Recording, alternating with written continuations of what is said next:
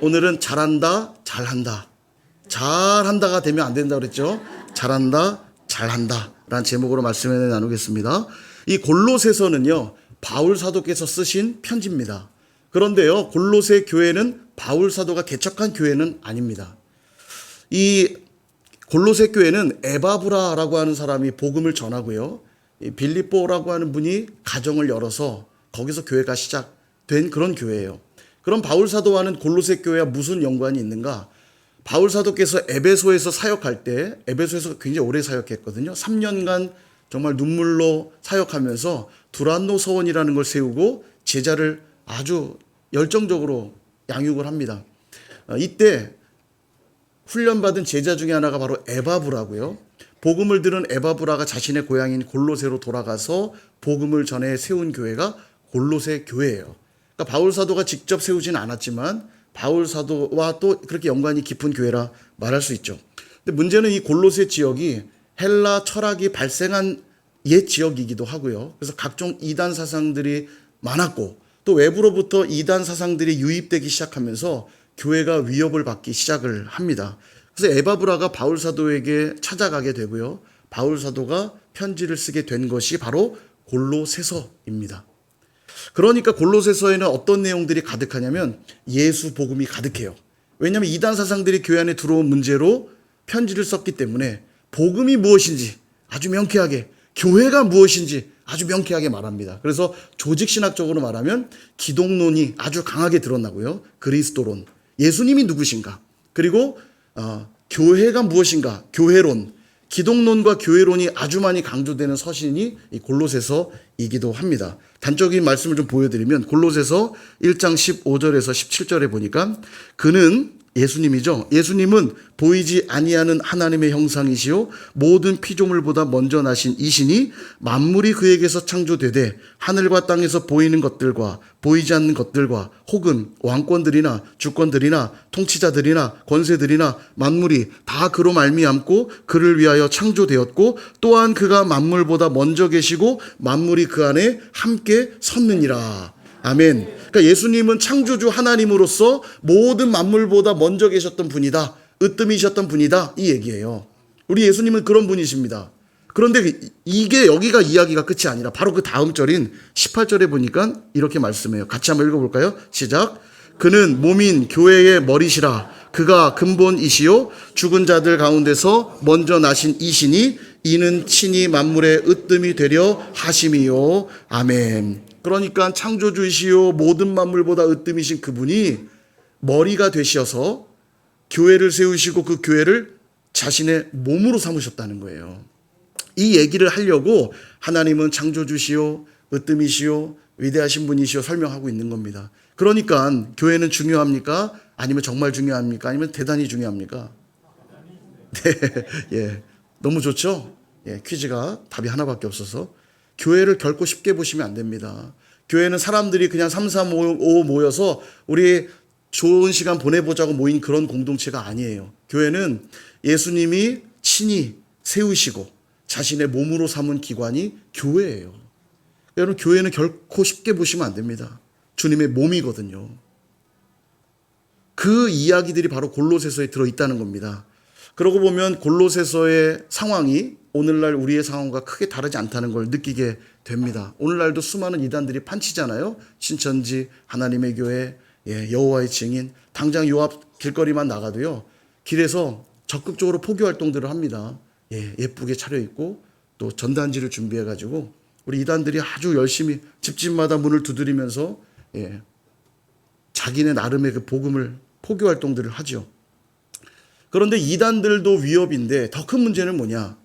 바로 교회의 세속화입니다. 교회의 세속화. 세상에서 빛이 되고 소금이 되어야 될 교회가 세상을 닮아가고 있다는 점이 더 큰 위기가 아닌가 싶어요.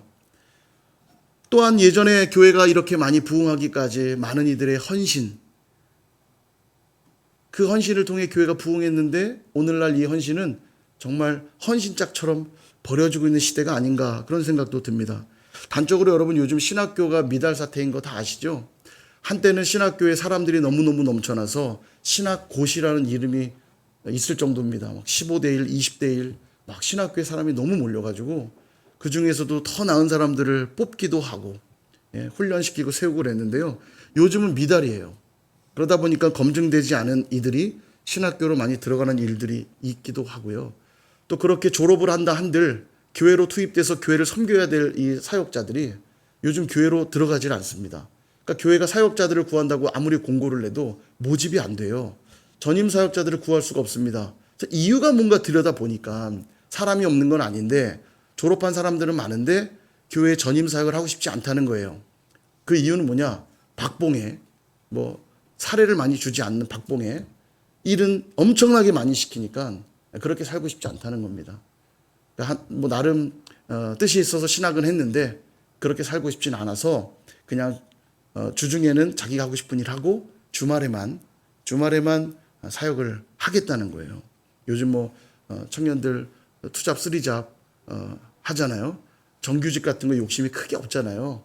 그리고 워라벨이라고 그래서 자기가 살고 싶은 그런 삶의 내용들을 쫓아 살아가는 모습들이 이 사역자들 안에도 있지 않나 그런 생각들이 듭니다.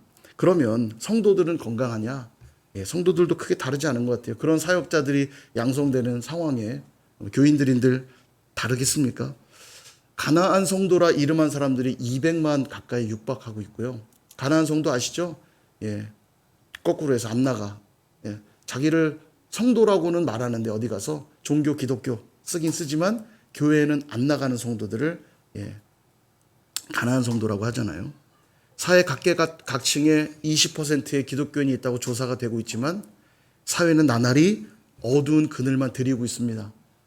부패가 더 창궐하고 사회적인 문제들이 계속 대두되고 있죠. 그러므로 교회는 주님이 다시 오실 그날까지 개혁되어야만 합니다. 개혁이 뭔지 설명드렸죠. 개혁은 뭐냐? 하나님이 처음 디자인하셨던 형태로 되돌아가는 것. 이걸 개혁이라 합니다. 리포메이션이란 뜻이 그 뜻이에요.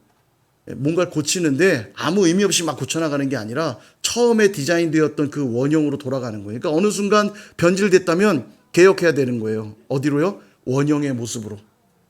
또 변질되기 시작하면 또 개혁해야 돼요. 어디로요? 원형의 모습으로. 그러니까 우리가 주님 오실 때까지 해야 될 일이 뭐냐면 개혁해야 됩니다. 계속. 그럼 교회의 원형이 뭔지를 알아야 되겠죠. 그래야 그 원형으로 계속 개혁할 거 아닙니까? 교회의 원형은 뭐냐? 예수님을 머리로 모시고 몸된 교회로 살아가는 것. 이게 교회의 원형이에요. 골로새서가 그걸 쓴 겁니다. 처음에 복음만으로 세워진 교회가 어느 순간 헬라 철학과 외부 유대인들의 이단 사상들이 유입되면서 복음이 변질되니까 개혁하라고 이 편지를 쓰고 있는 겁니다. 그러므로 교회는 끊임없이 해야 될 게 뭐냐면 그리스도의 머리 되심을 계속 고백해야 되고 그리스도의 말씀 따라 순종하기를 결단해야 돼요. 그럴 때 교회는 자라가는 것이고 그게 잘하는 일이라는 사실입니다. 언제까지 해야 될까요? 주님 다시 오실 때까지.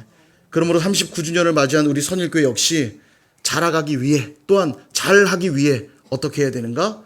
예수 그리스도를 우리의 머리로 모시고 그분 뜻대로 순종하며 살아가야 되는 거죠. 그래서 오늘 말씀에서 세 가지 적용점만 나누고 마치려고 합니다. 첫 번째, 예수 안에서 행하라 그렇게 말씀합니다. 우리 6절 같이 한번 읽어볼까요? 시작. 그러므로 너희가 그리스도 예수를 주로 받았으니 그 안에서 행하되. 아멘. 예수를 주로 받았다면 이제 그 안에서 행하라는 거예요.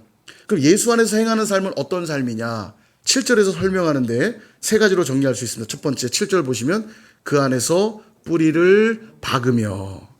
뿌리를 박는 거래요. 뿌리는 뭡니까? 뿌리는 근본이죠. 근본. 뿌리가 있기 때문에 영양분을 공급받아서 열매를 맺고 또 위로 뻗어 올라갑니다. 줄기가 자라고. 그죠? 뿌리가 깊고 클수록 나무도 크고 열매도 많이 열려요. 그러니까 나무의 생명은 어디에 있어요? 뿌리에 있죠. 눈에 보이지 않지만 땅 속에 있기 때문에 보이지 않지만 나무의 생명은 보이는 나무에게 있는 게 아니라 그 깊은 뿌리에 있는 겁니다. 다시 말하면 이처럼 우리 삶의 모든 근본이 주님이어야 한다는 뜻이에요. 오늘 내가 왜 먹는지 주님 안에서 답을 내리셔야 됩니다. 오늘 내가 왜 잠을 자야 하는지 주님 안에서 답을 내리셔야 돼요. 내가 오늘 왜 숨 쉬어야 되고 왜 공부해야 되고 왜 일해야 하며 왜 연애해야 하고, 왜 결혼해야 하고, 왜 아이를 낳아야 하는지. 예, 오늘 아이들을 많이 보니까 너무 행복하고 좋아요. 근데 이 모든 일들이 주님 안에서 답을 내리셔야 돼요. 왜냐하면 우리의 뿌리는 주님께 있으니까. 모든 시작이 주님으로부터 시작되도록 하라는 요구입니다. 그러기 위해서는 늘 주님을 생각해야 돼요. 여러분, 기독교는 생각하는 종교입니다. 너무 중요해요. 그 깊은 묵상과 기도가 뿌리 내리기 시작할 때 우리의 신앙을 자라게 하거든요. 이게 없으니까 몇십 년씩 신앙생활을 해도 늘 제자리에 있는 거예요. 그러므로 모든 일에 주님을 생각하고 이 생각하는 일에 자라나시기를 바라고 그것이 잘하는 일인 줄 믿습니다. 두 번째, 다시 7절을 보시면 믿음에 굳게 서는 것이 주 안에서 행하는 거래요. 믿음에 굳게 서서. 모든 일에 주님을 생각했다면 이제 그 다음에 해야 될 일이 뭐냐? 믿음으로 반응하는 일이에요. 여러분, 믿음은 신앙의 모든 것입니다. 말만 하는 신앙은 가짜고요. 생각만 하는 신앙도 가짜일 겁니다. 결국 생각하고 말한 대로 살아낼 때 그게 진짜가 되는 거죠. 그게 믿음의 영역입니다. 예전에 어제도 축구 다 보셨나 모르겠어요. 예, 뭐 시작한 지 24초 만에 첫 골을 먹어가지고 망했네, 끝났네. 얘기 들어보니까 이 황선홍 호가 먼저 골을 먹고는 뒤집은 경기가 한 경기도 없었대요. 예, 그 어제 이용표 해설위원이 그 얘기를 하더라고요. 그래서 야, 경험치가 하나도 없는 거예요. 역전해 본 경험이 없는 거예요. 골을 먹고. 근데 어제 해낸 거 아닙니까? 밤에 기도만 하셨기 때문에 못 보신 것 같은데 저 선일교회 TV를 안 보시니까, 그죠? 예, 제가 알려드릴게요. 그래서 역전승 했어요. 금메달을 땄습니다. 예, 참 연기도 잘하세요. 다 보셔놓고. 예, 아무튼 이런 반응 좋습니다. 예, 아주 좋습니다. 근데 예전에 제 제자 중에 하나가 축구에 굉장히 해박해요. 선수들 이름을 달달달 다 꿰고요. 전술들 뭐 4-3-2 포메이션 어떻고 막 전술 꿰고 있고요. 굉장합니다. 근데 문제는 이 친구가 축구를 전혀 안 해요. 축구를 할 줄 모릅니다. 그럼 언제 축구 얘기를 하냐? 게임기 알죠? 아, 게임할 때 게임기로도 전술을 다 짜잖아요.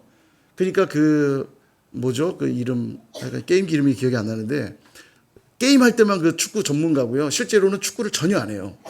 자, 제가 질문하겠습니다. 그 사람 축구 실력이 있는 겁니까? 없는 겁니까?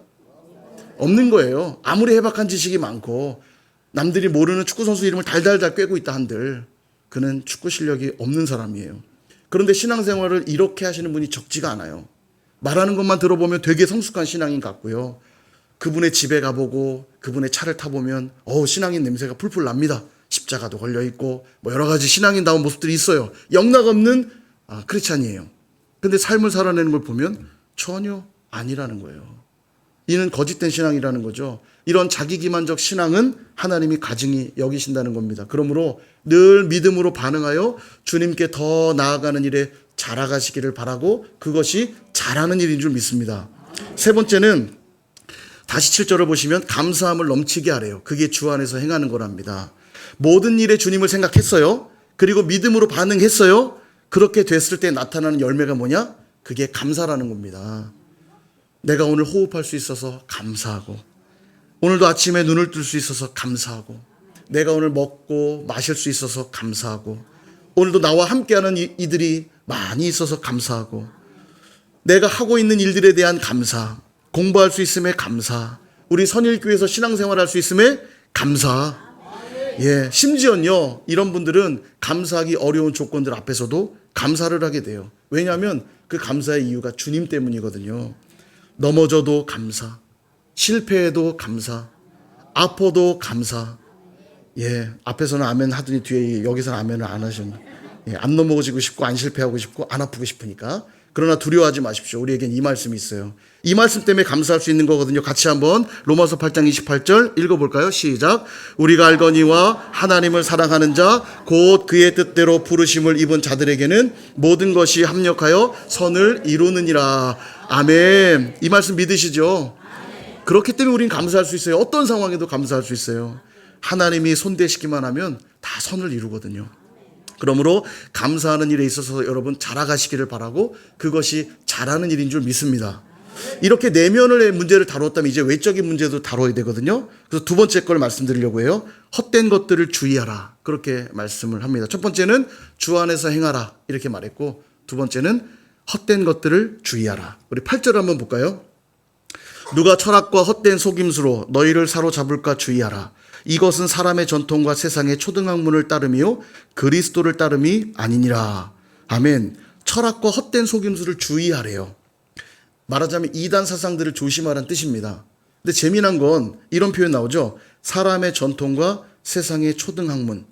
이런 것들을 따르지 말래요. 그게 곧 이단 사상들이라는 거예요. 사람의 전통과 세상의 초등학문. 쉽게 말하면 세상적 가치관. 사람들이 이어온 전통들, 세상이 갖고 있는 가치관들은 하나님의 입장에서 보면 이단 사상들이라는 거예요. 이게. 그러니까 신천지 하나님의 교회도 당연히 우리가 조심해야 되지만 더 우리가 조심해야 될 게 뭐냐면 우리도 모르는 사이에 깊숙이 들어온 우리의 신앙을 왜곡하게 만드는 사람의 전통, 세상적 가치관. 이런 것들은 다 이단적인 요소들이라는 거예요. 교회는 결코 이런 것에 휘둘려서는 된다, 안 된다? 안 된다라는 거예요. 여러분, 체육 활동에는 이 생활체육이 있고요. 엘리트 체육이 있습니다. 요즘 한국 사회가 생활체육이 굉장히 번성해서 동호회가 굉장히 많죠. 우리나라 그 생활체육 동호회 가장 많은 생활체육이 뭔지 아십니까? 네, 배드민턴이에요. 배드민턴. 네, 좀 이민석 장로님 병원에 계시는데 굉장히 잘 치시거든요. 저도 이제 같이 쳐봤는데 굉장히 잘 치세요. 근데 배드민턴 동호회가 제일 크대요. 그 외에도 탁구, 조기축구, 사회인 야구 등등등 많죠. 그러니까 자기 직장 생활 사업하면서 시간을 내서 체육 활동들을 이어가시는 분들이에요. 이 생활체육. 엘리트 체육은 뭐냐? 전문적인 선수로 양육하는 코스를 엘리트 체육이라고 그래요. 그러니까 중학교, 초등학교부터 축구 전문적으로 하는 학교에 보내서 축구 선수를 키우고, 야구 선수를 키우고, 농구 선수를 키우고, 이런 사람들이 이제 엘리트 체육인인 거죠. 생활 체육이 있고 엘리트 체육이 있어요.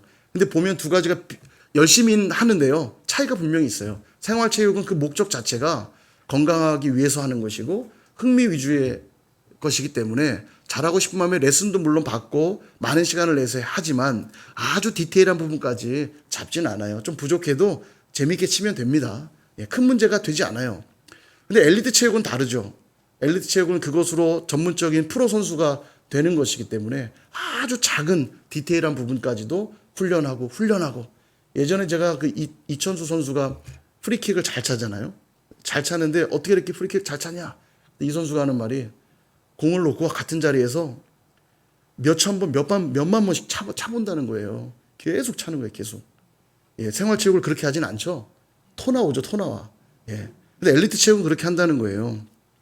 지금도 아시안 게임이 이제 곧 오늘 마치나요? 아마 오늘 끝나는 것 같은데 이제 아시안 게임 그동안 열심히 보셨을 것 같은데 1위가 중국입니다. 부동의 1위죠. 금메달 숫자를 보니까 200개예요. 200개. 게임이 안 됩니다. 2위가 누구게요? 한국 같죠? 일본입니다. 원래 늘 한국이 2위를 했거든요.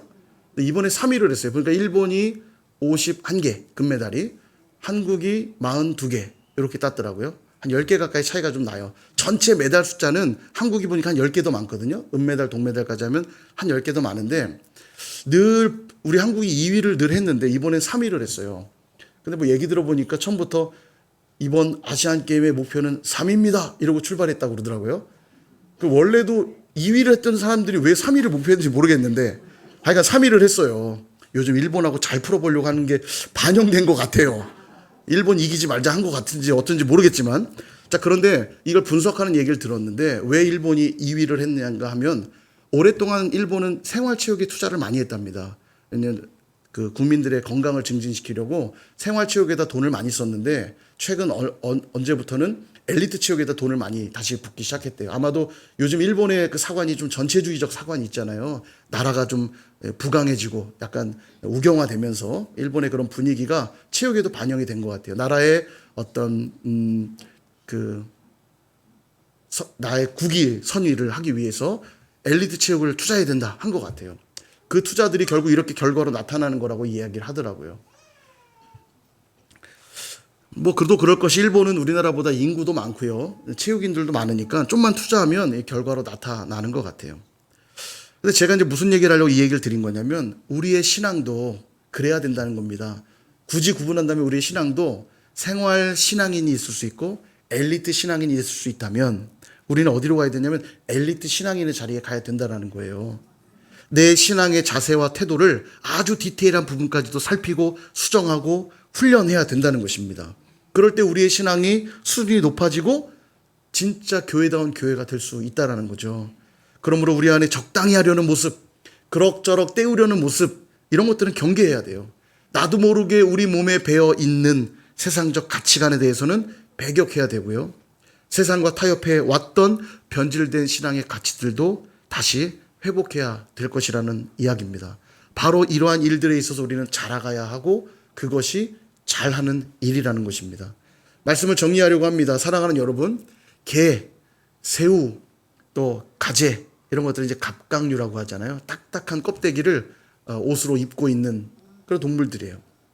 뼈가 없어요. 대신에 단단한 껍질을 가지고 있어서 자신의 몸을 보호하는 거거든요. 문제는 이 딱딱한 껍질 때문에 몸이 성장할 수 없다는 겁니다. 그래서 이 갑각류들은 성장하기 어떻게 하냐면 이 껍데기, 딱딱한 옷을 그대로 벗고 허물을 벗고 나와 가장 연약한 상태가 될 때 비로소 성장하기 시작해요. 이 껍데기 안에 있으면 크지 않기 때문에. 근데 사실 이때가 가장 위험한 때거든요. 이 껍데기 안에 있을 때가 안전한데 껍데기를 벗고 나오면 잡아먹기 좋죠. 아주 위험한 상태가 됩니다. 그러나 그럼에도 불구하고 그 껍질을 벗고 나와야만 성장할 수 있게 된다는 거예요. 이 말은 자신이라고 하는 그 껍질 안에 그 고정관념 안에 갇혀있게 되면 우리는 결코 성장할 수 없다는 뜻입니다. 비록 연약해질지라도 위험해질지라도 사람의 전통과 세상의 가치관들을 벗고 주님 앞으로 나올 때 우리는 비로소 자라나게 되고 이것이 하나님 앞에서 잘하는 일이라는 거예요. 선일교회는 1985년도에 설립이 되었습니다. 10월 3일 날 그죠? 설립이 되었어요. 보니까 40여 년이 다 됐습니다. 결코 짧은 시간이 아니에요. 이스라엘 백성들도 보니까 애굽에서 살아왔던 400년 넘는 시간 살아왔던 그 죄성들, 노예의 근성들을 하나님이 다 고치기 위해서 몇 년간 광야에서 훈련시키십니까? 40년간 시키잖아요. 그런데도 그들은 광야에서 얼마나 불평하고 원망을 합니까? 근데 여러분 40년이나 필요했다는 뜻은 뭘 말하냐면 우리의 신앙의 성숙이 이토록 쉬운 일이 아니라는 걸 말해주고 있는 겁니다. 하나님이 그렇게 다루고 또 다루어도 또 불평하고 또 원망하고 이 40년이나 시간이 필요한 건 우리에게도 동일하게 성숙해져 가는 일이 결코 쉬운 일은 아니라는 걸 반증하고 있는 겁니다. 질문하고 싶어요. 선일교회는 얼만큼 성숙해져 있습니까? 오랜 시간이 지나서 우리만의 껍데기 안으로 쏙 들어가 변화를 거부하고 있는 것은 아닌지, 우리는 과연 이 시대를 밝히고 이 시대의 맛을 내는 교회로 나아가고 있는지 좀 질문해 보시기를 바랍니다.